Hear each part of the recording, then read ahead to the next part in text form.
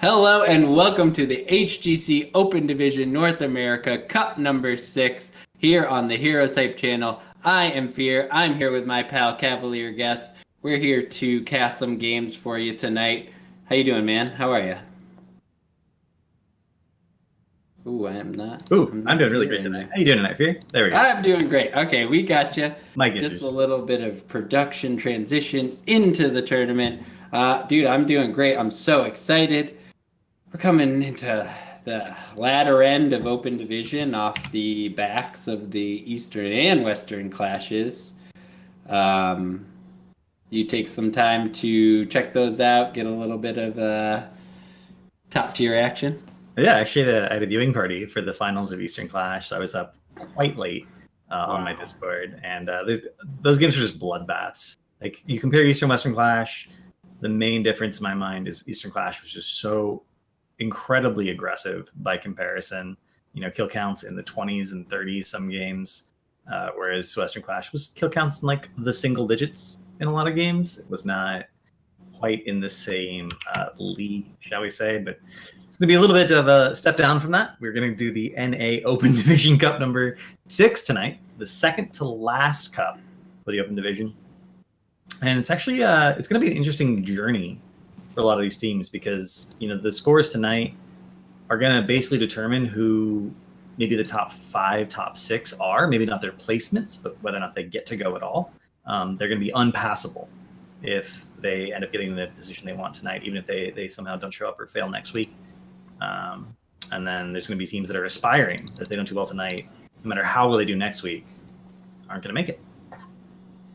Yeah, and that's that is a really difficult thing to deal with as an Open Division team. I think you really all season are aiming for that top 8 finish, and when you don't get it, you sort of have to reassess where you stand. Is this something you really want to pursue? Are you going to get back out there and go after it, you know, next split? But I want to talk about all that stuff all day. I want to talk about all the new stuff we have coming up, but we don't have time for that because we're getting right into the first game.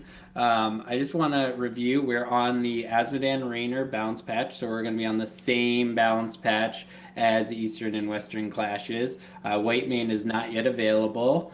We're up to 3 bans as we have been.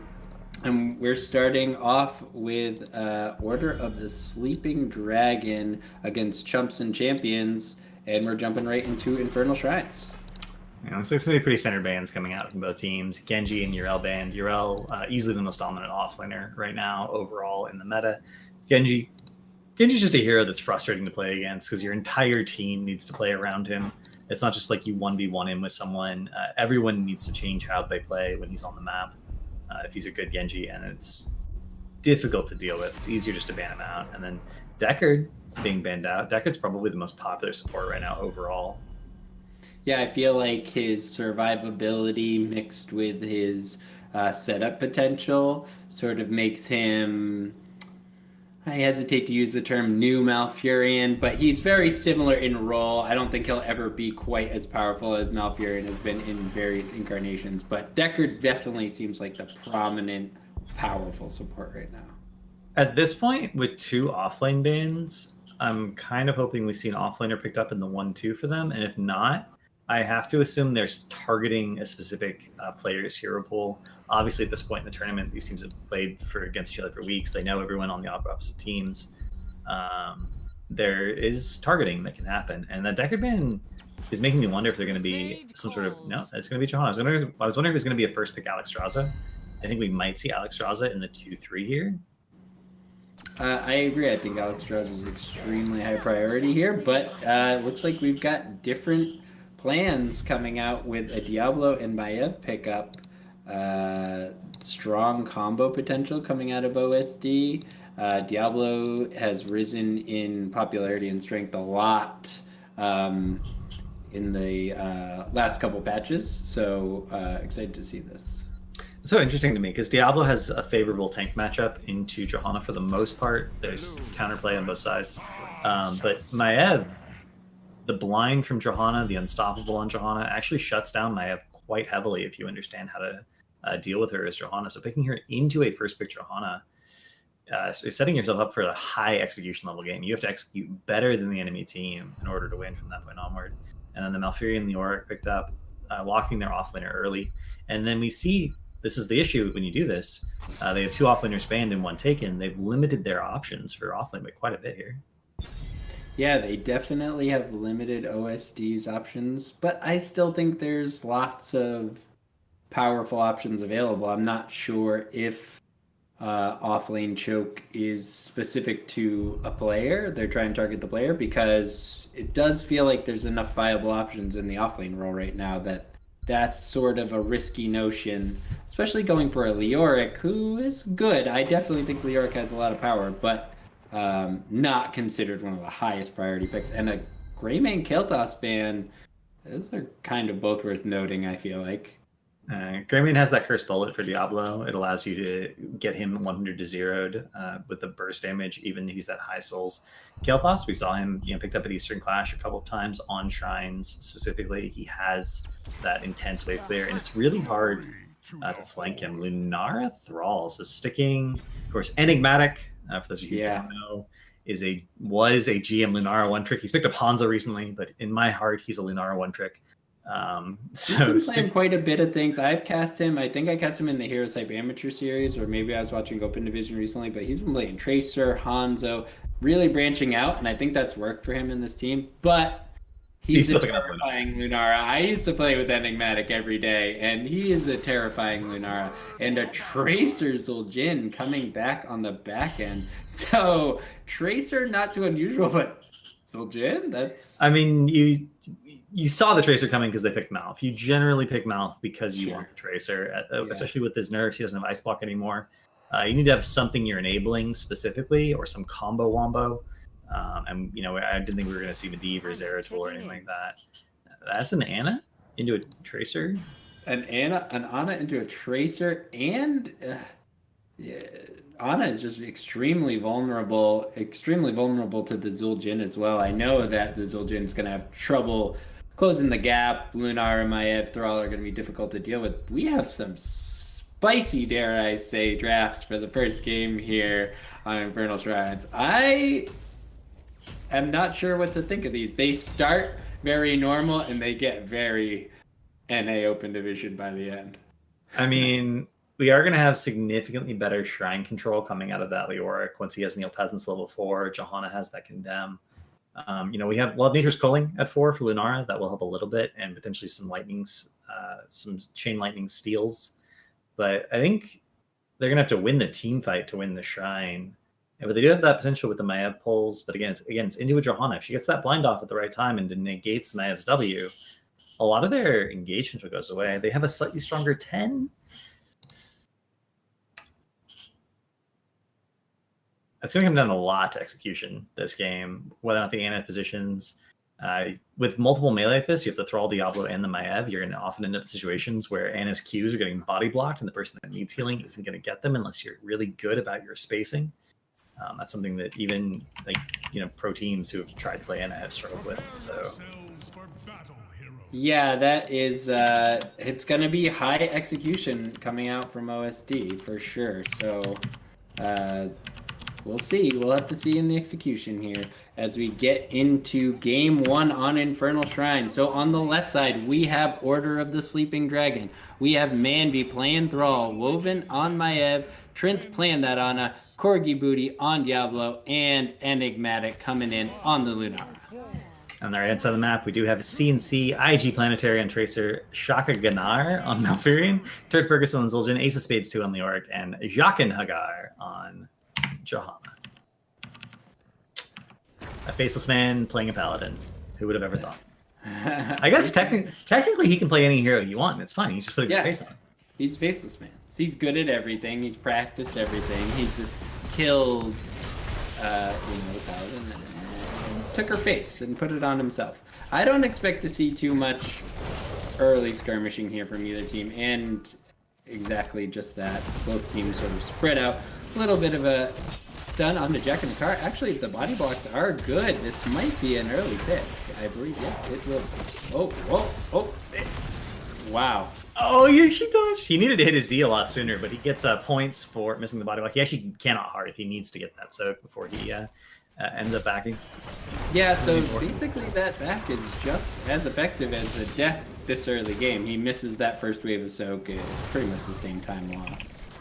It's really unfortunate because they have a scaling comp. They have a comp. Yeah, whenever you have Tracer, you're like, we're going to get to 13-16, we're going to get the Ricochet, we're going to get the lock and loaded, the power spikes, and that's we're going to win team fights. And Zul'jin doesn't necessarily have a talent-based power spike, but he has a quest-based power spike. He's built in quest. He needs to finish that before he's really even a hero. You're going to see a little bit of a skirmish here. So will there be enough skirmishing? Will there be enough team fight presence out of Chumps and Champions for Zul'jin to stack that early? Because he's going to have to be fairly aggressively positioned to stack before he gets the range.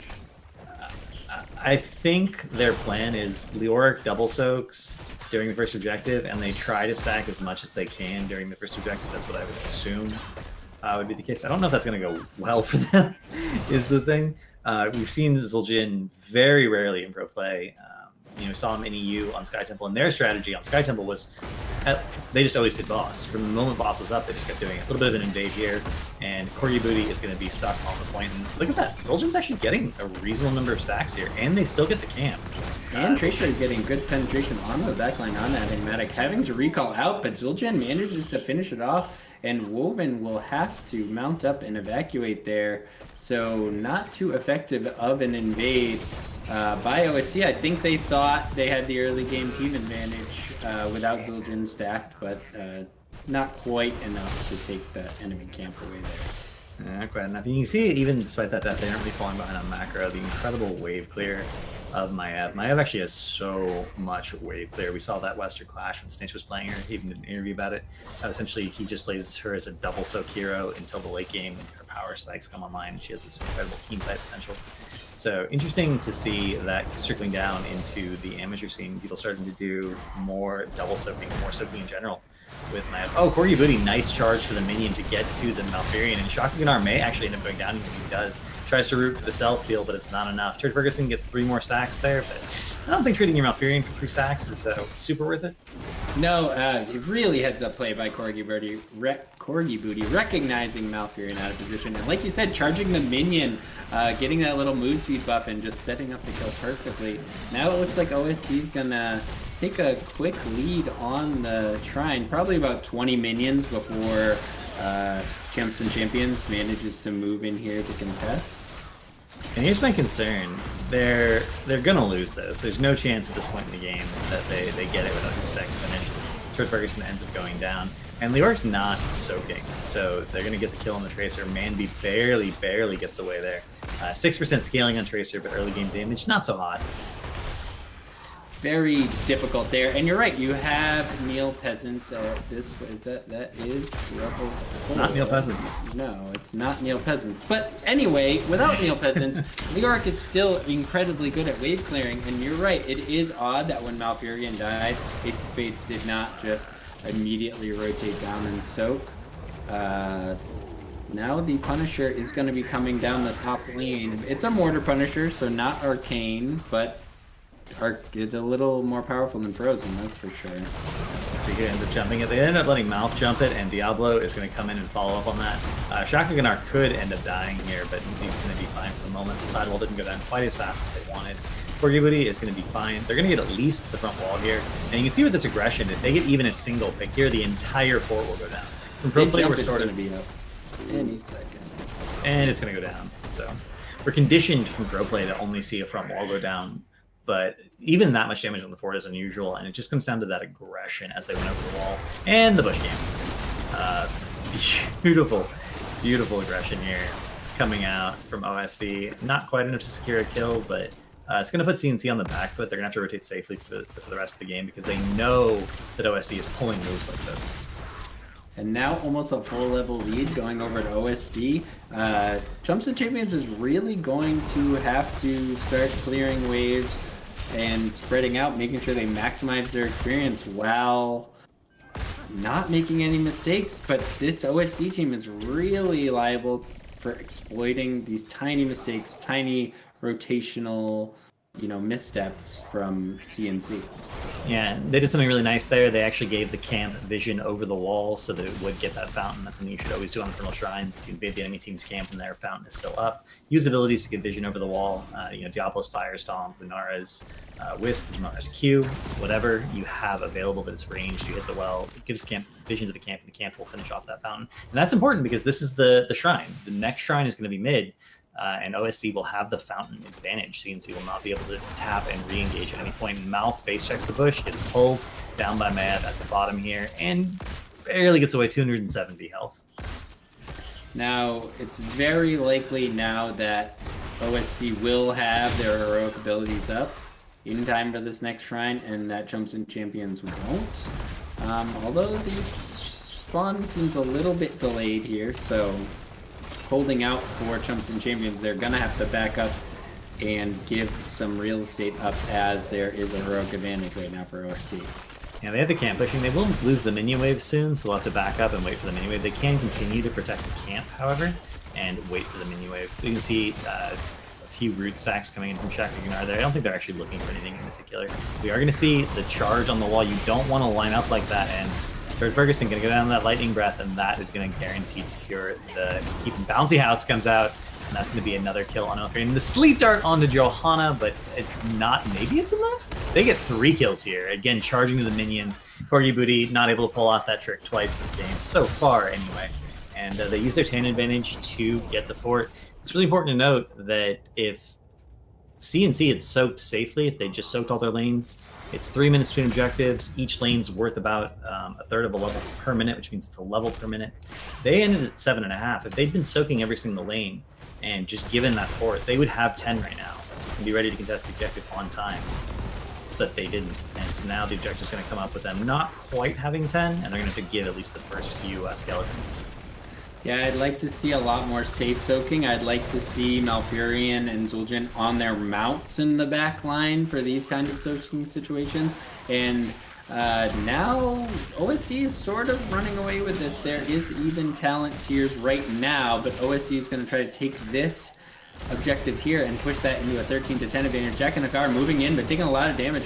Popping his Iron Skin very early. Maiev looking to jump in, possibly going to get a lot of damage here. Maev's ult, however, is down. We have a leaving strike for Lunara, Earthquake out of Thrall, so expecting to see some initiation coming out of Corgi Booty here.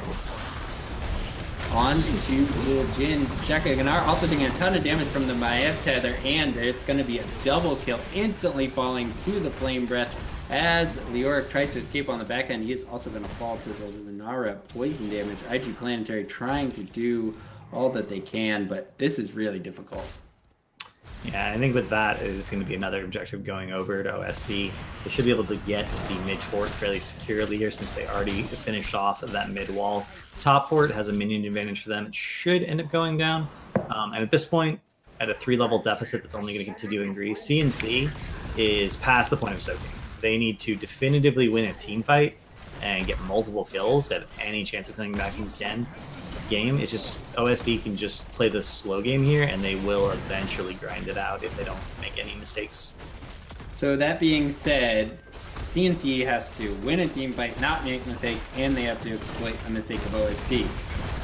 The only weakness I can see in the OSD lineup is the Ana on the backline. We have Tracer and Johanna trying to penetrate onto the backline, but Corgi will be doing such a good job of defending. Leoric going to have to use the Wraith Walk out, and just 4v5, level 11 versus level 14. It's too difficult for this team to put out enough damage to make something effective happen. They are following OSD far beyond their own wall with not a lot of health, and it's a 4v5 situation. They're trying to force, and I really don't think that's what they need. They need a pick. Ana is a bit overextended, but again, I think they need to exploit the Ana, but I can feel that Ana trying to finish her level 1 quest. She has the level 10 rewards, so her sleep darts do pierce. A single good sleep dart that hit 2 targets would finish it off for her, and she would have that pierce available. We see Trin queuing the bush there just for vision. One of the nice little tricks you can do with Ana. And her Qs, even though obviously they won't heal anyone in the bush, there's no one there, do provide vision. And here we have OSD. They're a level away from a 2 talent tier advantage. They will get it first if they just continue to do what they've been doing. And running at an enemy team and securing a keep with a 2 talent tier advantage is pretty easy. It's not something you get to practice a lot necessarily, but it is pretty easy to do, and I'm sure that they have enough experience to be aware of it. Yeah, and you're talking about some players on some extreme comfort heroes. Leor got too far forward there. Enigmatic going to manage to finish him off with the Leaping Strike. And Shocking Gnar also just taking a ton of damage in the back line. That's Pulse Bomb onto Woven. Woven taking a lot of damage as well, blinking back and falling. But the counter kills are going to come out onto Tracer and Zul'jin falling as well. Oh, he's got the Daz Dingo, but what are you going to do? Just reminisce about our troll times in World of Warcraft this week. That's about it. But this is getting difficult to watch, I would say. A little bit. I think Woven lost track of his E there because he was actually fine. He was out. He survived the Pulse Bomb even though he didn't have his D available. And then he hit his E to go into the enemy team. I think he thought he'd eat away at some point and just forgot where it was. So he was so low. It was one of those situations I think where you're like, this is what I'm doing. I'm already in a bad situation, so... but now full 16 Doa, full 13, and what are the stats looking like on Zul'jin? Only 15 stacks coming in on Zul'jin, so... I would say a less than ideal number, shall we say, because it's every 5 basic attacks he gets a stack, and he needs to attack 150 times. So he's still quite a ways away from finishing that, and it's a really important reward for him. It increases pretty much every aspect of his kit. It buffs his range, buffs his auto damage, it buffs his W damage with the extra spin. So not being able to finish it, and being behind like this, and not having those important quests finish, means you're even further down than if you... Ooh, a bit of a party bush coming out of CNC, trying to get the Entomb, but this is going to be terrible. It looks like Diablo gets the Lightning Breath, and Maiev moving in as well with the Warden's Cage. It looks like CNC is going to walk away. Oh, Enigmatic being a little cheeky, jumping over the camp, and Tracer falls. Yeah. Unfortunately, it looked like Woven actually did get blinded there. He thought he was going to hit the W, which is why he put the bouncy house up to pull everyone into it. It didn't quite work out that way. We talked about that a little bit in the draft. So that's the first good blind we've seen this game from Jahacking Haggard on that Maiev. And this is just a brawl at this point. They're just brawling. They're going to be absolutely fine, though. Anna's there, top everyone off. They get the camp, and they have started the objective again. Briefly a 4-level deficit, only a 3-level deficit right now. Camp pushing top. It looks like that is going to be dealt with by Zul'jin and Tracer. They're giving this objective. I don't see a world in which this does not get a keep down, finally, for OSD, getting that bottom keep out of the way. I agree. Their front wall is almost completely obliterated. There is a hole in it, so when the Punisher jumps, the team's going to be able to move in immediately with Diablo and follow up. It's just going to be such a difficult fight for CNC to win when you've been on the back foot all game. You're playing down a talent tier into comfort picks. I think OSD just looks top form right now, and when they're comfortable coming down bot lane with a talent tier and an Arcane Punisher, I think this is going to be difficult to defend short of a massive mistake on either Trinth or perhaps Woven's part, but I don't expect to see that. Corgi Booty moving in, looking for something on the front line, seeing if he can get a wall bang. Oh, and there it is, right on to Tracer. The rewind's going to come out, but the Lightning Breath is too much. Jack in the car also taking an incredible amount of damage on the front line as Malfurion falls in the back. Zul'jin trying to pop the Tez Dingo early, but it is not going to be enough. It looks like OSD probably going to be able to close this game out with ease right around the 15-minute mark. Yeah, that is something we've seen pro teams do with Tracer jumping the Punisher, because she can use her Q to get out of range of the impact area. I didn't quite see it there. She did, in fact, end up getting stunned. And at that point, it was pretty much a kill on her, and everyone else went down trying to save her. That's game 1. 18 kills to 2. 18 kills to 2. And odd drafts on both sides, but I would argue that the Order of the Sleeping Dragons draft was more about comforts. The Ana looked good. The Ana never looked vulnerable. I think as one-sided as that game looked, we can explain why that game was one-sided from the stat board. If you look at the soak done, everyone on OSD had more experience soaked than CNC. And if you look at Siege damage done, Thrall, Lunara, and Maiev all had more siege damage done than anyone but Johanna on OSD. And generally speaking, you have an offlaner, you have a Leoric. Your offlaner should have the most soak on your team because they're off doing it on their own, and they should have top siege on your team because their job is to be constantly soaking. So I think that's just a sort of a fundamental misapprehension of what you have to value in Heroes of the Storm. You really need to prioritize soak, especially if you have a late game comp over everything else, because you're just trying to scale to the late game, and they didn't quite do that. I agree, and something Leoric does so well. I specifically pride myself on playing the offlane role, and I pick Leoric. I'm dual soaking and just wrecking waves until someone bothers me, and then I'm putting Drain Life on them and just walking away slowly. Like, that seems to me like the life of Leoric, and we really highlighted in that first Shrine phase when Malfurion had fallen that Chumps and Champions did not decide to fan out, make sure they got the experience. I'm not sure if there were any camps up at that point, but maximize what you can do on the map rather than, sort of positioning and setting yourself up for the coming objective. But hopefully they can remedy that. Maybe they were just had a little bit of nerves. They haven't played in a while, so or maybe a little bit of nerves because they know OSD is a good team that is able to execute week after week. Enigmatic in Twitch chat saying he blames Corgi for his one death. I don't know about that one. I feel like when you die on Lunaria, it's kind of your fault. I'm actually very proud of Enigmatic for picking the Splintered Spear talent because it's such a good talent, and we have had so many arguments about the fact that he doesn't think it's good, but I do, and I know, and he picked it, and that made me so happy. But it is good to see a hero that is unusual played well, right? And yes, absolutely. I love to see a player that can do a lot of different things, but also go back to their old, their old standby and really rip a team. I do like to watch that.